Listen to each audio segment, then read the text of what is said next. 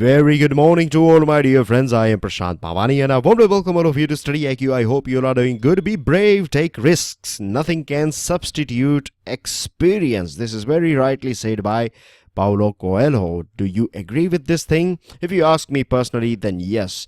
We can learn all these theories and we can get all these gyans from all different, you can say, sources, but experience is something that will stay with us, and there is no substitute, of course, for experience. With this, dear friends, many articles, as you can see on your screen. This one is about simultaneous elections. Interesting article because I will take you through good things, bad things, and there are many questions, or there are many things that we need to sort out first. This one is about games at Checkers. Now, Checkers is basically a house, a home for British Prime Minister. It is a countryside house and a big meeting took place over there, and we are finding some interesting political happenings going on in Britain. This one is about deep state. This article is about Pakistan. What's going on in Pakistan? We'll go through it. Rhetoric and reality. It's about Human Rights Commission of United Nations and what's going on with it. Very interesting items that you find in this article here. But you find this article. This is data that can save lives. Very interesting article, very informative as well. Some new organizations will go through it. But before that, let me introduce all of you to our pen drive and tablet courses. As you can see on your screen, we have covered many different exams by our pen drive and tablet courses. This pen drive and tablet courses are designed by the best faculties of our country. To find out more about it, check out StudyIQ.com. If you have any question or queries, feel free to give us a call on the numbers on your screen. Test series, we have already launched it. You will get 40 test series in total. To find out more about it, check out testseries.studyiq.com. Now, dear friends, one thing that I would like to explain, or take out some time to explain this thing a little bit. See, this is my Facebook page here and this is my Twitter handle. I share PDF of this lecture on regular basis on these two places. You will also find it on our official Telegram channel. If you want to join our Telegram channel, then the link is in the description of this video. I do share it on regular basis. You have to do a little bit of hard work, right? All you have to do is click on this link or click this link. That's it. Simple as that.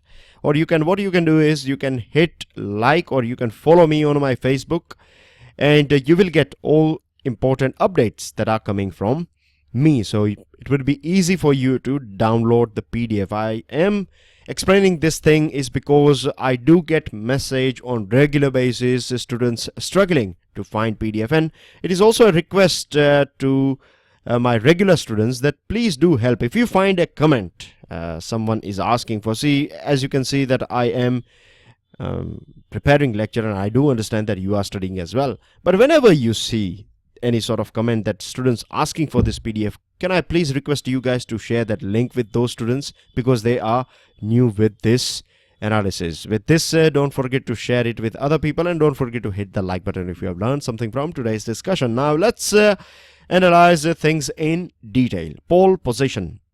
Simultaneous elections. If you are new to it, if you don't know what it is all about, let me tell you that we have basically in federal structure, we have Lok Sabha, right? That is our central legislative assembly, as you can say. And then you have state legislative assemblies, which we also call it as Vidhan Sabha. So what is happening for a very long period of time, particularly after emergency, when our country got independence, at that point of time, we were having simultaneous elections, right? Elections were taking place on the same date at Lok Sabha as well as this different state legislative assemblies. But after election, this thing got, after this emergency, basically, this thing got disturbed completely. And then we have lost this sync that we used to have. Again, it's not just about emergency. We have seen many ups and downs, right? Losing confidence in the house, falling down of different governments, era of coalition governments, and all these things took place. So this thing happens in any maturing democracy. Something similar happened with our country as well. So there is no harm with all these ups and downs. But now the big question is, shall we again go for this simultaneous elections. Law Commission of India, I think I explained this thing yesterday, that it is a main commission. Means if government wants to get some expert advice on matters pertaining to law, then it will knock the doors of this Law Commission of India. When you go through your basic politics or polity of India, right, when you are reading your books regarding Indian polity, constitution basically, then make sure that you go through all these commissions as well. I'm not saying that you need to by heart them, but you need to understand their role, their important functions and things like that. So Law Commission is an important one because it is in news for a bit of long time now. So Law Commission of India started or initiated this consultation process. It invited all political parties to come and brainstorm about this thing, that shall we have this or should we have these simultaneous elections in our country. Now 9 parties, right, 9 parties have opposed and argued that it is against this constitutional fabric of our country, and they have also said that it is impractical to have simultaneous election. One of the most interesting thing that I find in this editorial or this whole exercise is that BJP, Mr. Narendra Modi, in recent past, you can say that it was Narendra Modi who started this process. He's the one who talked about this simultaneous election. He talked about this thing many a times. He provided many positive points about it and things like that. But his party, when her response was asked or sought from BJP has sought some time for a detailed response. Of course, BJP is going to be in line with Prime Minister Narendra Modi's view, but there is no harm as well if they want to come out with a detailed response. But I think they should have, by this time they should have a good response. They should have these positive points. But anyways, Congress has now opposed to this idea of simultaneous polls. Now let me take you through advantages and disadvantages, and let me tell you one more thing, that this is a very important topic that we are discussing. There could be many other positive points and many other negative points, but we are going to focus on things that are highlighted in this editorial. Now, advantage for this one nation, one election. First one is that election expenditure will come down drastically. The second thing is that once elections are over for next 5 years, hopefully, right, let's assume that all different state governments and central government will continue for or finish its full term. So for next 5 years, rather than focusing on, or let's say next 4.5 years, they can focus on legislation and governance rather than, parties, political parties that we are talking about here. That rather than focusing on, every few months or every few years after that you have elections taking place in different parts of countries. So most of the time these political parties are in election mode. So this will go away. More focus on governance and legislation. And the third thing that I have added, one extra point, I thought I should share it with you guys. It's very important. Security forces, central paramilitary forces, their core job is to provide security to our nation. And what is happening, or what we see here, is that the CRPF and CISF and other forces, they are migrating from one place to another. Right, they have been transformed from here to there for this election duty. Of course, this is part of their duty, and it's a very important duty as well. But their core job is to make sure security of our country is at top level. So when you have elections taking place every few years or very frequently, it basically, deviates this security forces from its core duty. Now let's go through some disadvantages, right? So basically this add-on, if we go through this, if we adopt this simultaneous elections, then security forces can concentrate their core on their core jobs. Now disadvantages, right, we have this WhatsApp and Facebook. We have been talking about this thing. We are living in an era of rapid, you can say, transportation of or you can say not transportation words looks bit slow. I would rather say idea virus, right? It's like a viral a fever, the way it spreads from one person to another one. So this messages and this issues of national issue can basically sabotage this local issues, and it can happen the other way around as well. Local issues can take over the whole nation, and it can take over this national issues. So this could be a big problem. The other thing is you have to either shorten this term of a few houses or few state governments, and at some point or in different parts you have to extend this. Some state governments, they have just started their term, so you have to, like say for example Karnataka, you have to give them extra extension. And some states you have to curtail, you have to short down there. So this is going to be against the constitution. You would need a sort of constitutional amendment. Apart from that, there are other changes that or there are some things that can be applied, a middle ground, you can say, right? Assemblies can be bunched in two categories, right? If elections are a bit near to 2019, and you can have another group where elections can take place at 2024, right? So based on these two categories or these two items, you can segment this different state governments. And so here again, this curtailment and extension will take place. The other thing is we can also have this round of 2.5-year elections. So some states can go for 2019, then after 2.5 years the other states will go for it, and then we can have, at one point, everything will be synced. We can do this thing as well.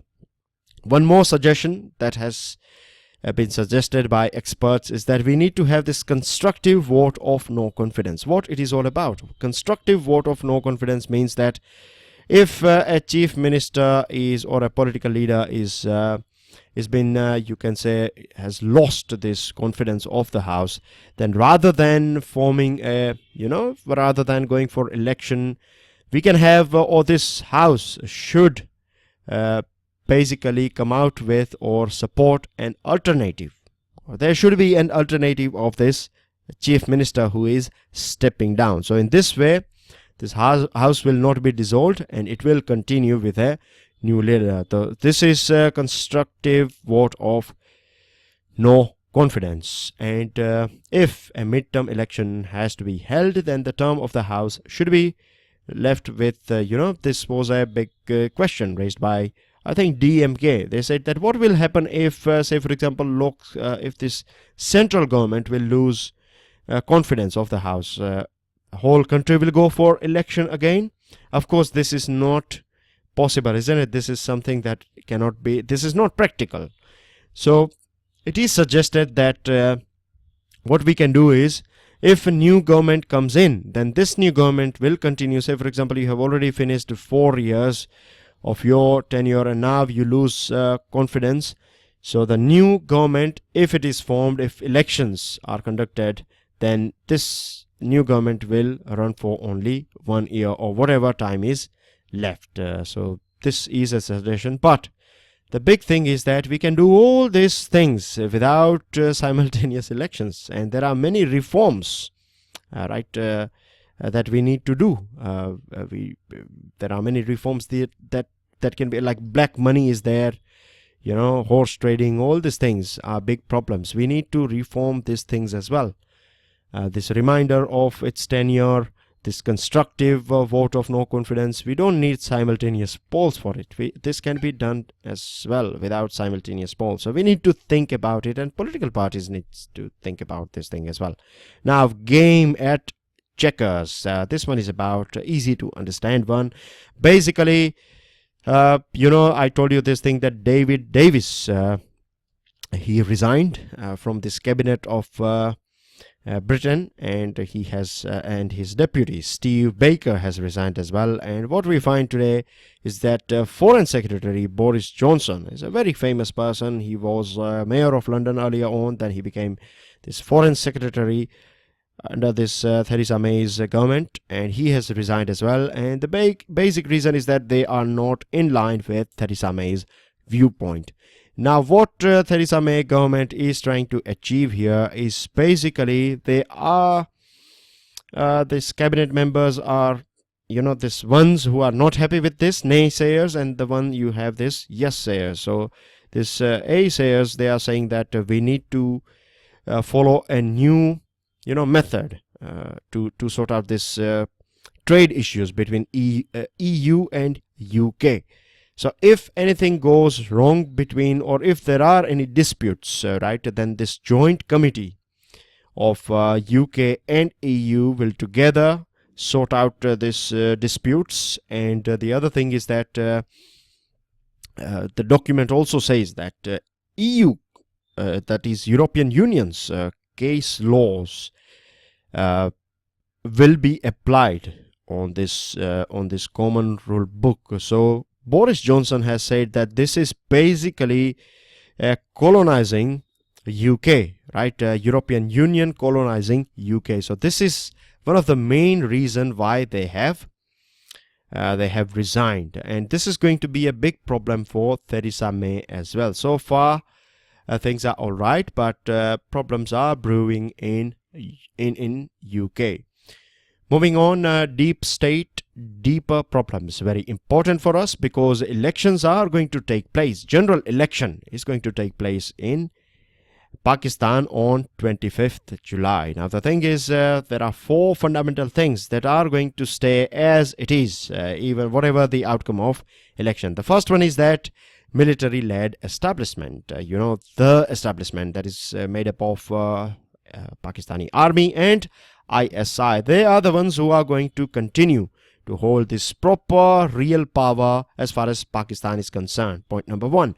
Number 2 is that corruption is going to stay there, and incompetence of politician is also going to stay there. Civilian politicians, of course, because they have always been, crying about this thing that the specter of military intervention is always there, and it's not that we are doing corruption, it is this military who is trying to, if we don't agree with them, then they are the ones who are trying to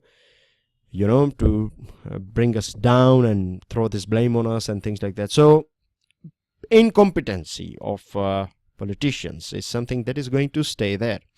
Third important point for India, for Pakistan, is that these jihadis and religious extremists, they are going to be there, right? They do get support from military, and they are freely loitering in Pakistan. They are creating damage to Pakistan as well. They are creating damage to us and other countries and for the whole world, for the whole humanity. But it's not that Pakistan is immune to it. People of Pakistan are suffering because of this sort of jihadis and religious extremists. And as far as international level is concerned, isolation, economic problems, sanctions, and other things are going to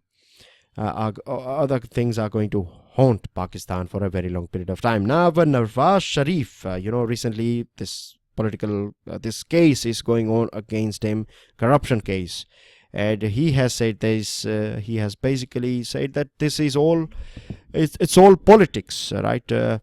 And one interesting thing that I would like to draw your attention at is that he was, rather than proving him guilty, he was basically, first of all, when this thing came out in a lower court, Supreme Court dismissed Prime Minister, and then this whole case hearing took place. So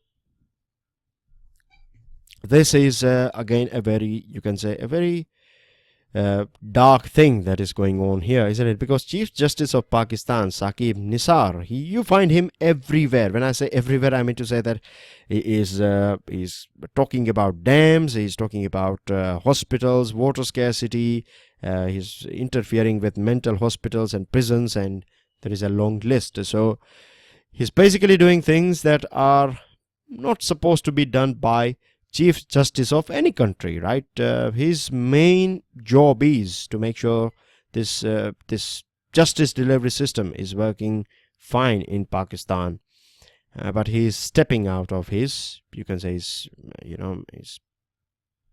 basically he's this, we term it as judicial, you can say, overreach.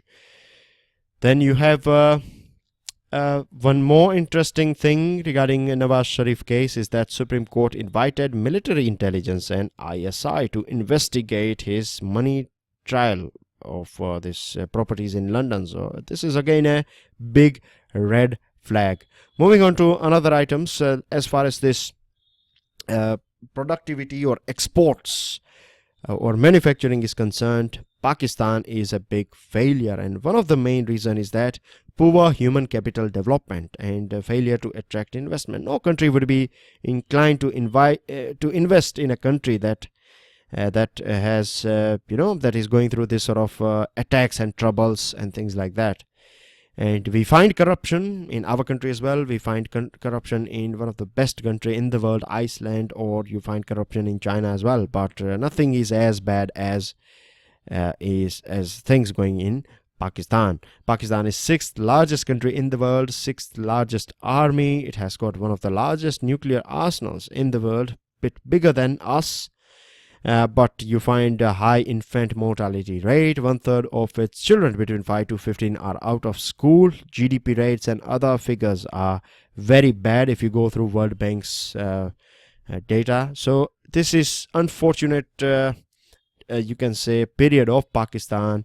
And I believe that education and youngsters, right, if they come out and if they educate themselves, youngsters of Pakistan, they are the ones who have all this energy, and they are the ones who can change this situation. They are the ones, if they start demanding proper governance, corruption-free governance, if they start demanding getting rid of this extra hand of military or ISI and getting rid of this jihadis, then situation in Pakistan can be changed. Data that can save lives. Now let's go through this figure first. Since 1970, 2 million people, that is more than 20 lakh people, have been killed by natural disasters in just this area of Ring of Fire, that is around Pacific Ocean. This data was released by United Nations, and 43,000 people die every year in this region. If you are not aware about this region, then this is the region here. You can see here, you will find, see, this is part of your geographical understanding. You should be aware about what's a Ring of Fire. If you have just started preparation, then don't worry about it.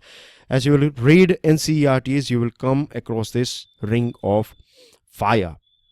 You can also open your 11th or 12th standard textbook and go through basic details about what is Ring of Fire.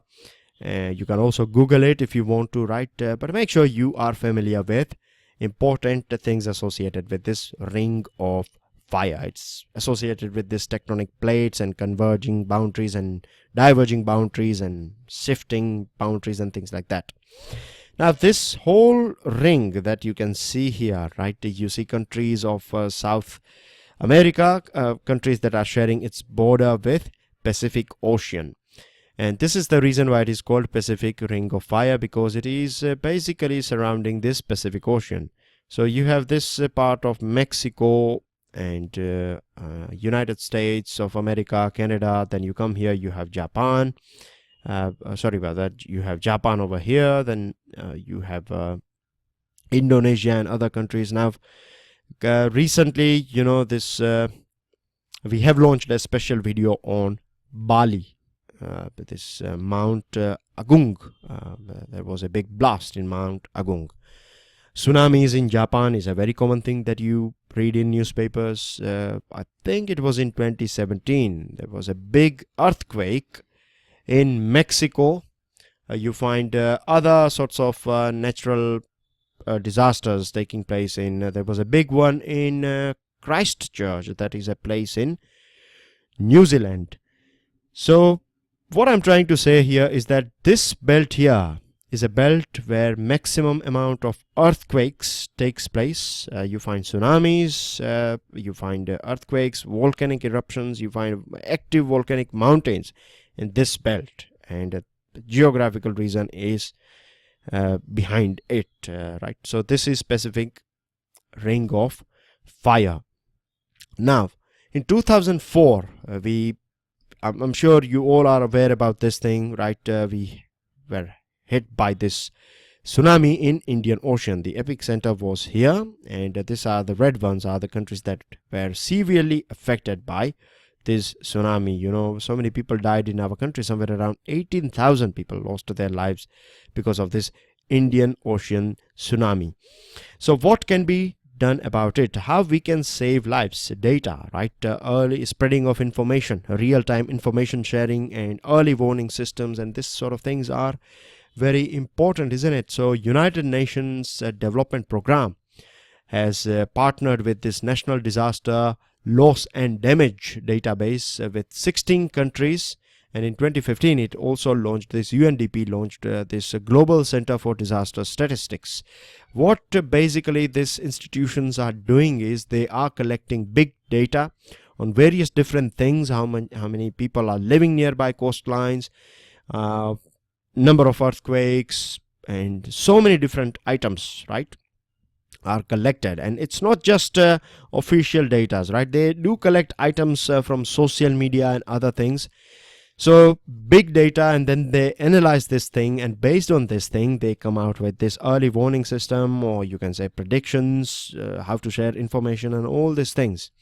And this is in line with this Sendai framework. Remember, Sendai framework is to reduce the risks from disasters. So this is how this thing data can save our life. I hope things are clear to you. You have got some names of some new institutions. Sendai framework. Sendai is a city in Japan. So this is about it. And moving on to another item, this is about rhetoric and reality. Very quickly I'll take you through it. See, Human Rights Council, beg your pardon, Human Rights, not Commission but Council, United Nations Human Rights Council, HRC. USA withdrew from this HRC because it blamed that it is USA said that it is this HRC is unnecessarily blaming Israel for human rights violations. So because of this thing, it has resigned, and it has this resignation has sent shockwaves around the world. International community is disturbed. Foreign policy think tanks are awestruck, and then you have these human rights NGOs. They are again bit not happy with this step of USA. Now, I take you through background of this establishment, it was established back in 2006. If you see current members, then you find Saudi Arabia, Philippines, and Pakistan. Of course, UK is a good country as far as human rights are concerned, but Saudi Arabia, Philippines, and Pakistan are a bit of red flags that we can see here. And one of the main criticism of USA and many other parties is that this United Nations Human Rights Council, right? Many times you find that these member countries are countries that are themselves tainted when it comes to human rights. So yes, Saudi Arabia, Philippines, and Pakistan, these are the three countries here. So this is a strong point against this HRC. The other thing is that it replaced this United Nations Commission on Human Rights. Earlier on it was a body of United Nations. This was replaced by this new HRC back in 2006. Some details, right, how it works and things like that. General Assembly will appoint a country for 3 years. Maximum amount of time you can stay there, right, for 2 terms. You can stay there for 2 consecutive terms. After that you have to step down of it. And one thing that one of the main aim is to make sure that every member country is following human rights rules and regulation. Now, it is in operation since 2006. Earlier on, we used to have another body, but we cannot say that it has been successful in sorting out these problems that are going on in these different countries. The other thing is that it is not just one body. There are other bodies, like you have this OHCHR, that is Office of United Nations High Commissioner for Human Rights. You have another strand of this human right as far as United Nations is concerned, but so far results are not that good in the ground. With this, dear friends, UPSC's pen drive course is just for 22,500. If you compare this with a traditional coaching class, then you have to pay 2 lakh rupees. So make sure you make an informed decision. Check out StudyIQ.com to find out more about it. Important news item, this one, section 377. It's a section of Indian Penal Code, and basically it criminalizes consensual sex between two adults of same gender, lesbian, or you can say gay. If they have sex, if two men and two women, if they have sex between them, then this is illegal as per this, or it is a criminal offense as per this section 377 of IPC. Now Supreme Court is hearing this thing, and you have many important global experience points are here for you guys. Help yourself with it. Most of the points have, what we see is that it was more draconian old age thing, but now there are many countries they have. They say that it is all right. It's a freedom that should be given to two adults. Here you see South Korean president. He was here in our country. World's biggest mobile factory has been inaugurated or the work is inaugurated on this thing in Noida.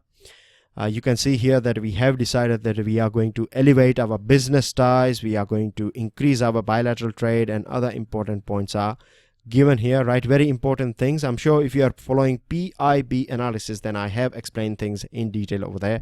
A very interesting item from Economic Times, single call. That means government is going to get rid of this multiple tax that this telecom companies have to pay. It is going to go for a single one, but this exercise is going to be a revenue neutral exercise. That means that it will not be that if one tax will be opted for or will be introduced, that means government will face some loss. Not at all. It is going to get as much money as it used to get from this different taxes, but the process will be simplified. Then you have this ease of doing business. State ease of doing business report is out, and DIPP with the help of World Bank comes out with this report every year. Andhra Pradesh is number 1, Telangana number 2, and Haryana is at number 3. Then you have this laggards, as well as you have this fast movers, right? These countries are here. You will find this full article on